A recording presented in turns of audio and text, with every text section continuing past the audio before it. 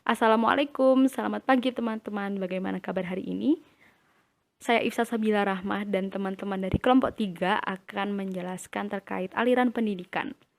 Dalam aliran pendidikan akan ada 4 aspek yang perlu kita ketahui.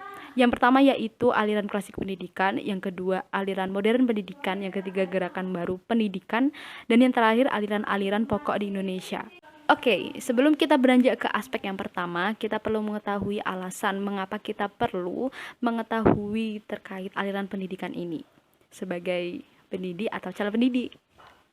Alasan yang pertama yaitu sebab kita sebagai pendidik atau calon pendidik perlu mengetahui secara menyeluruh terkait ilmu pendidikan. Dan salah satu aspek penting yang ada di ilmu pendidikan adalah aliran-aliran pendidikan.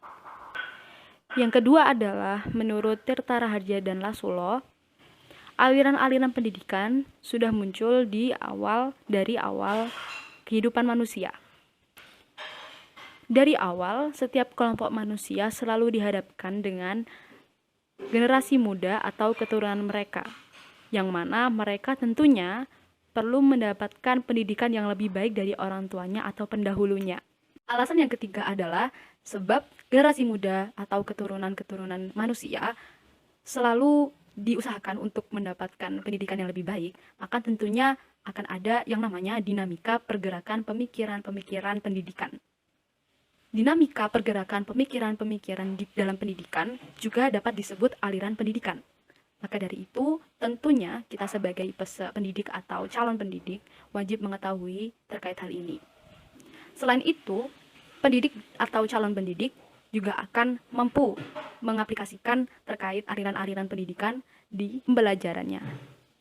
Assalamualaikum warahmatullahi wabarakatuh. Nama saya Frida Rena Zahro, nomor presensi 2. Di sini saya akan menjelaskan tentang aliran-aliran klasik dalam pendidikan. Aliran-aliran klasik dalam pendidikan terdiri atas aliran empirisme, aliran nativisme, aliran naturalisme, dan juga aliran konvergensi. Aliran-aliran ini merupakan suatu jembatan yang menghubungkan antara pendidikan pada masa lampau, masa sekarang, dan juga masa depan. Aliran-aliran ini ada yang bersifat optimis, ada yang bersifat pesimis, dan juga ada yang mengambil jalan di antara keduanya. Yang pertama, saya akan menjelaskan tentang aliran empirisme. Aliran empirisme menekankan bahwa perkembangan anak bergantung kepada lingkungan. Aliran ini dipelopori oleh John Locke. Aliran ini mementingkan stimulasi eksternal dalam perkembangan manusia dan menyatakan bahwa perkembangan manusia bergantung kepada lingkungan, sedangkan pembawaan tidak dipentingkan. Aliran ini memiliki pemahaman bahwa pengetahuan, keterampilan, dan juga sikap manusia diperoleh dari pengalaman yang ia peroleh dari lingkungan sekitarnya. Entah itu lingkungan pendidikan, lingkungan keluarga, maupun lingkungan di mana tempat ia tinggal. Yang kedua ada aliran nativisme. Aliran nativisme menekankan pada anak semenjak lahir sudah memiliki pembawaannya masing-masing. Ada pembawaan baik dan juga pembawaan buruk. Faktor lingkungan kurang berpengaruh terhadap perkembangan dan juga pendidikan anak. Aliran ini dipelopori oleh Schopenhauer, seorang filsuf yang berasal dari Jerman. Menurut pandangan ini, dapat disimpulkan bahwa keberhasilan pendidikan ditentukan oleh anak didik itu sendiri. Pola pendidikan yang tidak sesuai dengan bakat dan juga pembawaan anak akan berujung sia-sia. Yang ketiga ada aliran naturalisme. Aliran ini dipelopori oleh C.C. Rousseau. C.C. Rousseau berpendapat bahwa semua anak yang baru dilahirkan mempunyai pembawaan baik. Pembawaan baik ini akan menjadi rusak apabila dipengaruhi oleh lingkungan. Jadi, pendidikan yang diberikan hanya bertugas untuk membimbing anak dan juga menjaga anak daripada pengaruh masyarakat. Yang keempat ada aliran konvergensi. Aliran ini berpendapat bahwa faktor alam dan juga faktor lingkungan sama-sama mempunyai pengaruh yang kuat terhadap perkembangan anak. Aliran ini dipelopori oleh William Stern. Beliau memiliki pandangan bahwa faktor lingkungan dan juga pembawaan memiliki peran yang sama besar terhadap perkembangan anak. Jadi inti daripada pemahaman ini adalah bakat, pembawaan, lingkungan, dan juga pengalaman saling berkolaborasi untuk membentuk pribadi seorang anak.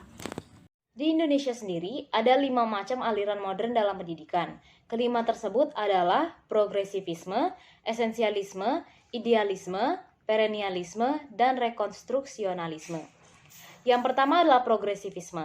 Progresivisme adalah gerakan pendidikan yang mengutamakan penyelenggaraan pendidikan di sekolah yang berpusat kepada anak sebagai reaksi terhadap pelaksanaan pendidikan yang masih berpusat kepada guru ataupun bahan pelajaran, yang bertujuan untuk melatih anak agar kelak dapat bekerja secara sistematis dan mencintai bekerja dan bekerja secara dengan hati dan juga otak.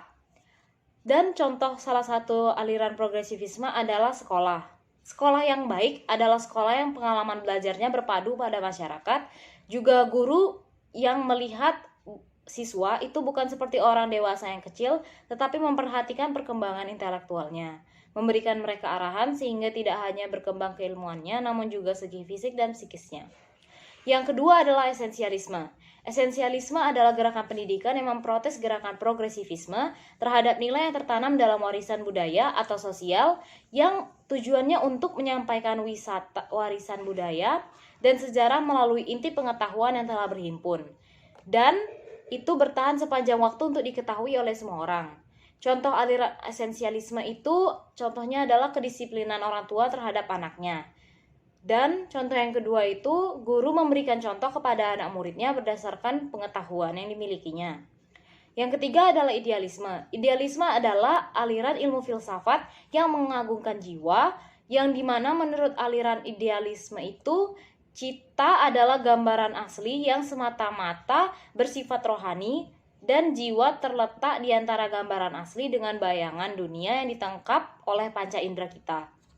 Nah, contoh aliran idealisme itu menggunakan panca indera kita untuk melihat sesuatu yang sementara. Misal, sabun busa itu tidak bisa bertahan lama dan hanya bisa kita lihat hanya sementara dan tidak jangka yang panjang. Yang keempat adalah perennialisme. Perennialisme adalah gerakan yang mempertahankan bahwa nilai-nilai universal itu ada dan bahwa pendidikan hendaknya merupakan suatu pencarian dan penanaman kebenaran dari nilai tersebut.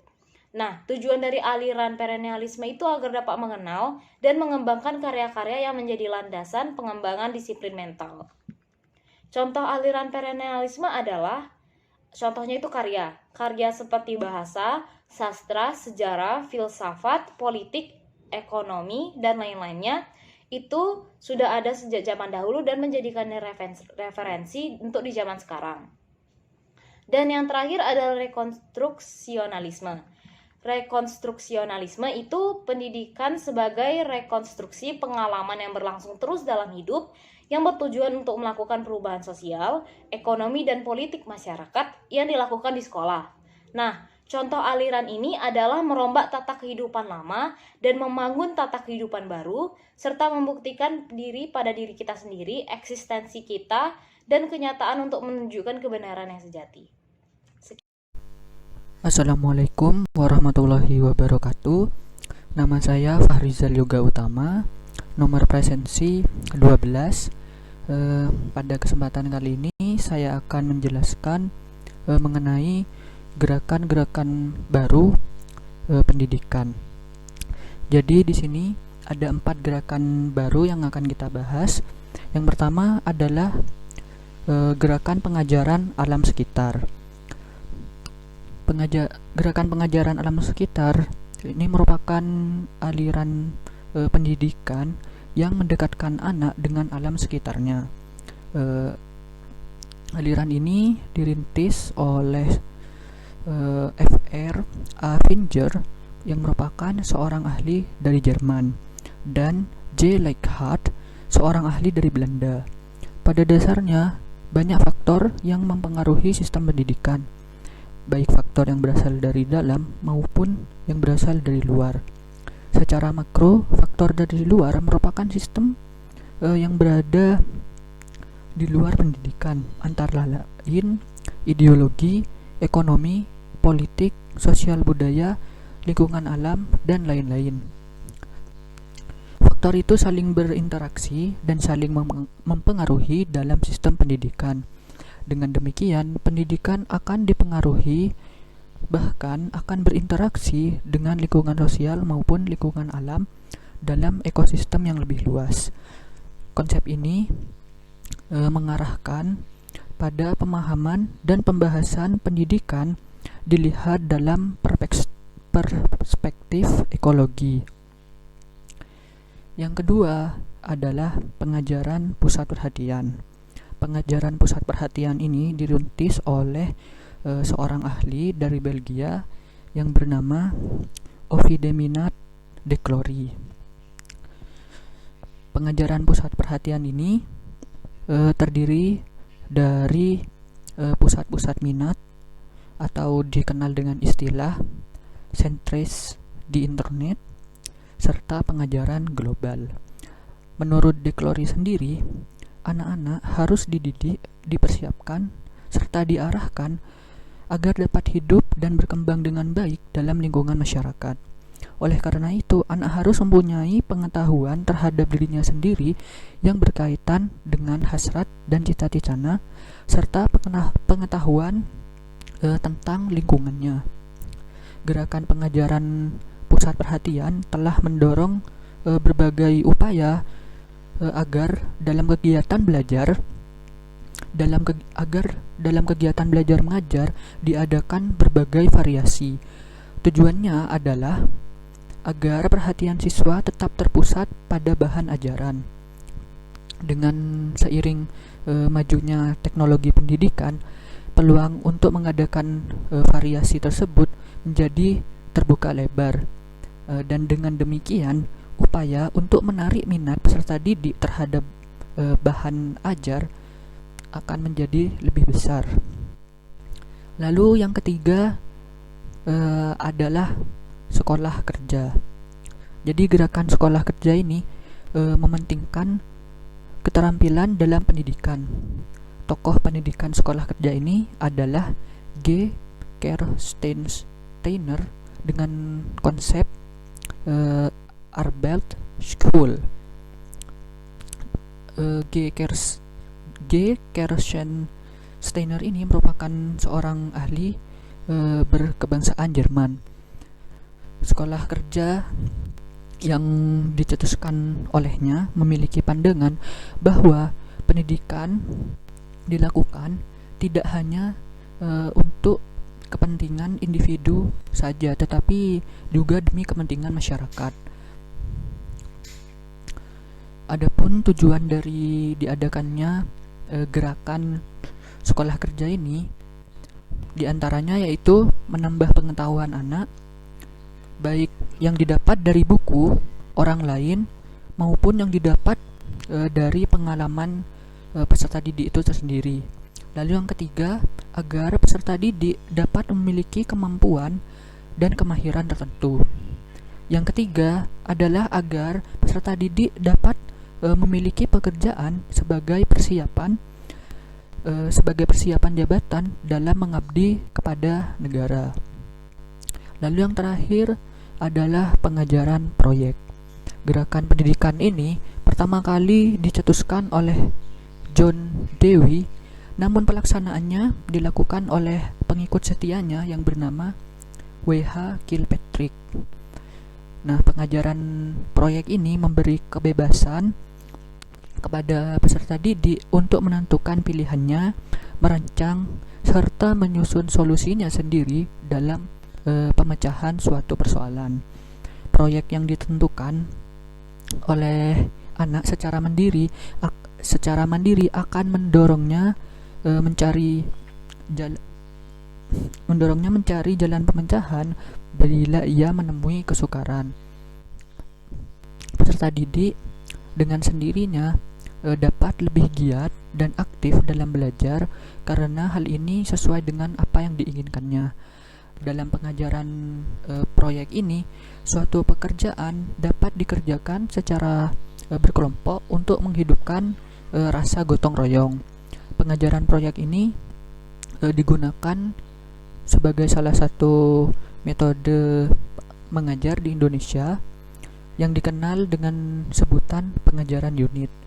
Nah, kegiatan peserta didik ini dapat dikelompokkan menjadi 3 kategori, yaitu aktivitas individu, aktivitas dalam kelompok, dan aktivitas antar kelompok.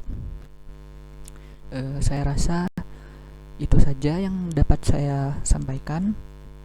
Kurang lebihnya mohon dimaafkan. pokok pendidikan di Indonesia ada dua, yaitu Perguruan Kebangsaan Taman Siswa dan Ruang Pendidik INS Daya Taman. Kedua aliran tersebut dipandang sebagai tonggak kependidikan di Indonesia. Namun tidak hanya Taman Siswa dan INS itu saja yang menjadi prakarsa dan upaya dalam pendidikan Indonesia. Namun sebelumnya pendidikan yang melembaga di Indonesia telah dikenal sejak zaman Belanda menjajah Indonesia, seperti padepokan, pesantren, dan yang lainnya. Yang pertama ada Perguruan Kebangsaan Taman Siswa. Perguruan Kebangsaan Taman Siswa didirikan oleh Ki Hajar Dewantoro pada 13 Juli 1932 di Yogyakarta dalam bentuk yayasan. Yang selanjutnya mulai didirikan Taman Indira yaitu TK dan kursus guru dan Taman Muda yaitu SD, kemudian disusul dengan Taman Dewasa merangkap Taman Guru atau Mulo Quick School. Nah, sekarang ini telah dikembangkan meliputi Taman Madya, Prasarjana, dan Sarjana Wiyata. Dengan demikian, Taman Siswa telah meliputi semua jenjang persekolahan. Asas dan tujuan Taman Siswa. Perguruan Kebangsaan Taman Siswa mempunyai asas perjuangan untuk menghadapi pemerintah kolonial Belanda serta untuk mempertahankan kelangsungan hidup yang bersifat nasional dan demokrasi. Asas tersebut dikenal dengan Asas 1922 sebagai berikut. Yang pertama, bahwa setiap orang mempunyai hak mengatur dirinya sendiri dengan mengingat terbitnya persatuan dalam peri kehidupan umum. Yang kedua, bahwa pengajaran harus memberikan pengetahuan yang berfaedah yang dalam arti lahir dan batin dapat memerdekakan diri. Yang ketiga, bahwa pengajaran harus berdasar pada kebudayaan dan kebangsaan sendiri. Yang ketiga, bahwa pengajaran harus tersebar luas sampai dapat menjangkau kepada seluruh rakyat. Yang kelima, hidup dengan kekuatan sendiri. Yang keenam, bahwa sebagai konsekuensi hidup dengan kekuatan sendiri, maka mutlak harus membelanjai sendiri segala usaha yang dilakukan. Kemudian yang ketujuh yaitu berhamba pada anak didik. Nah, ketujuh asas tersebut diumumkan pada bertepatan didirikannya Taman Siswa. Nah, ketujuh asas tersebut akan tetap hidup sebagai sifat yang hakiki dari Taman Siswa yang tidak dapat diubah, dikurangi, atau ditambah selama nama Taman Siswa dipakai.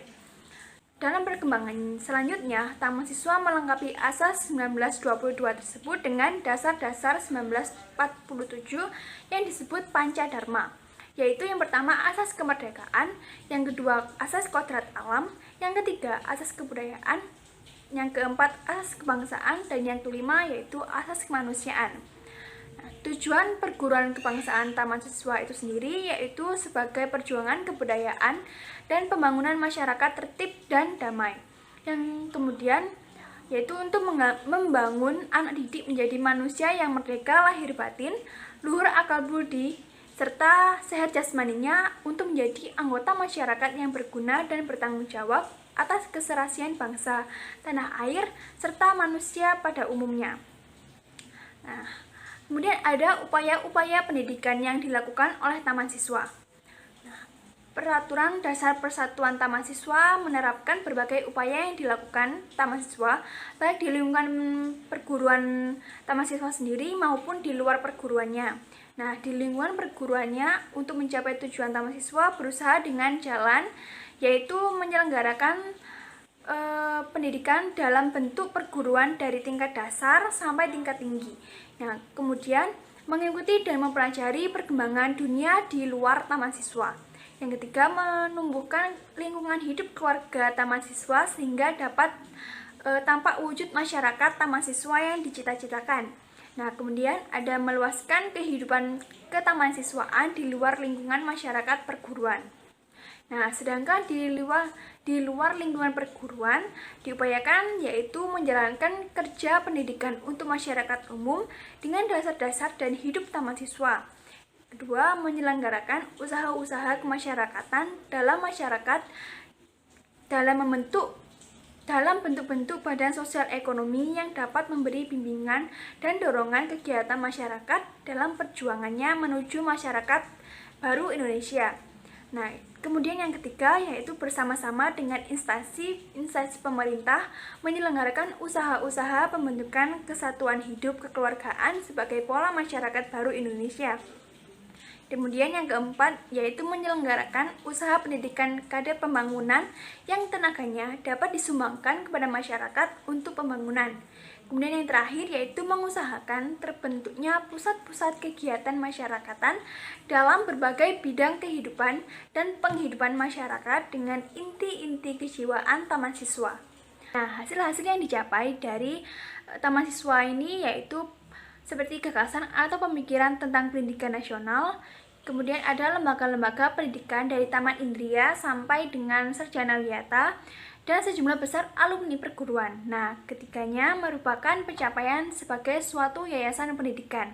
Nah, dan seperti yang kita ketahui bahwa hari jadi pendiri Taman Siswa yaitu Ki Hajar Dewantara lahir pada 2 Mei, yaitu telah ditetapkan sebagai Hari Pendidikan Nasional.